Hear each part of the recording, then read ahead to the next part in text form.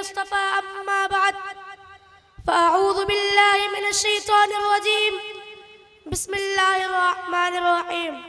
صدر محترم، سٹیج پر تشریف فرما علماء اکرام اور میرے عزیز ساتھیوں، علم ایک ایسی دولت ہے جو کبھی لٹتی نہیں۔ علم ایک ایسی دولت ہے جو کبھی لٹتی نہیں، خرچ کرنے سے کبھی گھٹتی نہیں۔ پھرنا تم کرنا کبھی اور تشنے لبی کے شکوے، پھرنا تم کرنا کبھی اور تشنے لبی کے شکوے۔ آج میں خانے کا خانہ اٹھا لاؤں گا۔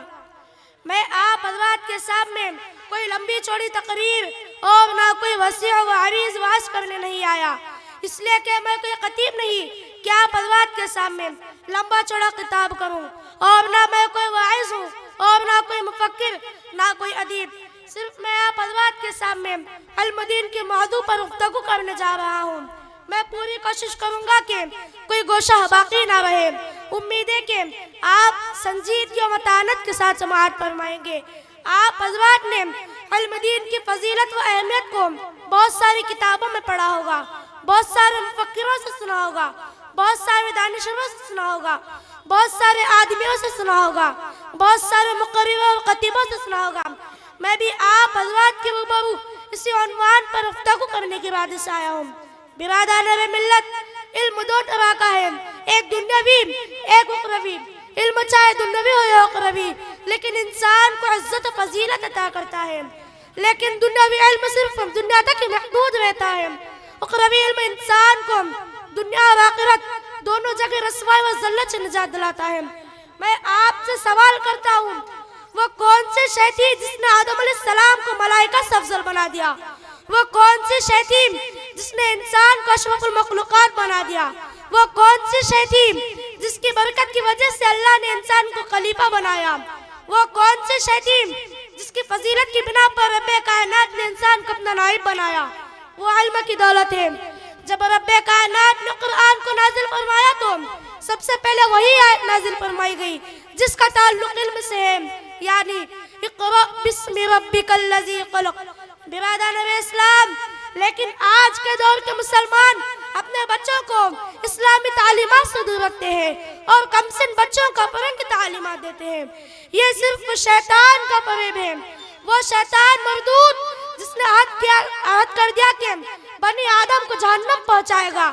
وہ شیطان جو ہمارے دین و اسلام کا دشمن ہے، وہ شیطان جو ہمارے معاشرت کا دشمن ہے، وہ شیطان جو ہمارے کلچر کا دشمن ہے، جو ہمارے کردار کا دشمن ہے، جو ہمارے تہذیب و تمدن کا دشمن ہے، جو ہماری سوسائٹی کا دشمن ہے، جو ہمارے ایمان و اخلاق کا دشمن ہے۔ یہ شیطان ہمارے اصلی دشمن ہے، اپنے خوبصورت اور رنگین جال میں پھنسا کر ہمیں تعلیمات اسلامیہ سے دور رکھنا چاہتے ہیں۔ یاد رکھیں، اگر ہم ان کمسن و معصوم بچوں کے خیر خواہ ہیں تو اسے عالم دین بنائیں، اس لیے کہ محسن کائنات صلی اللہ علیہ وسلم کا ارشاد گرامی ہے، زمین و آسمان میں جتنی اشیاء ہیں وہ سب عالم کے لیے مغفرت کی دعا کرتی ہیں۔ عالم کے لیے ملائکہ مغفرت کی دعا کرتے ہیں، عالم کے لیے جنات بھی دعا کرتے ہیں، عالم کے لیے کیڑے مکوڑے بھی دعا کرتے ہیں، عالم کے لیے سمندر کی مچھلیاں بھی دعا کرتی ہیں، عالم کے لیے زمین و آسمان بھی دعا کرتے ہیں۔ عزیزان گرامی، حضرت ابو الاسود فرماتے ہیں کہ علم سے زیادہ کوئی شے عزت والی نہیں۔ بادشاہ لوگوں پر حکومت کرتے ہیں اور علماء بادشاہ پر حکومت کرتے ہیں۔ حضرت عبداللہ بن عباس رضی اللہ تعالیٰ عنہ فرماتے ہیں کہ رب کائنات نے حضرت سلیمان علیہ السلام کو اختیار تھا کہ تین اشیاء میں جس کو چاہے پسند فرمائے، علم، مال، سلطنت۔ حضرت سلیمان علیہ السلام نے علم کو پسند فرمایا، لیکن خدا تعالیٰ نے مال و سلطنت کو علم کے ساتھ عطا فرمایا۔ اگر آج ہم بچوں کو علم دین کی تعلیم دیں تو آخرت میں ہی بچے ہماری شان و شوکت کا ذریعہ بن سکتے ہیں۔ ایک شخص تھا، اس کی خواہش اور تمنا تھی کہ اس کی اولاد میں کوئی عالم دین ہو، مگر اس کی کوئی اولاد ہی نہ تھی۔ جب بیوی حمل سے تھی تو اچانک بیمار ہو گیا۔ اسی حالت میں دار پانے سے اس کی روح پرواز کر گئی۔ انتقال سے قبل شخص نے وصیت کی تھی کہ اگر اسے لڑکا پیدا ہوا تو اسے عالم دین بنانا۔ خدا کی قدرت سے لڑکا ہی پیدا ہوا۔ اس کے کئی دنوں بعد ایک دوسرے شخص نے اس مرنے والے کو عذاب میں دیکھا۔ پھر چند دنوں کے بعد اس شخص نے مرنے والے کو قوم میں عیش و عشرت کے ساتھ دیکھا۔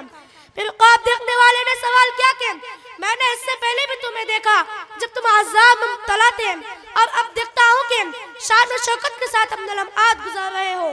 تو اس مرنے والے شخص نے کہا کہ آج ہی میری بیوی نے میرے بچے کو مدرسے میں داخل کرایا، اور آج ہی بچے نے بسم اللہ پڑھی، اس کی بنا پر میری مغفرت ہو گئی۔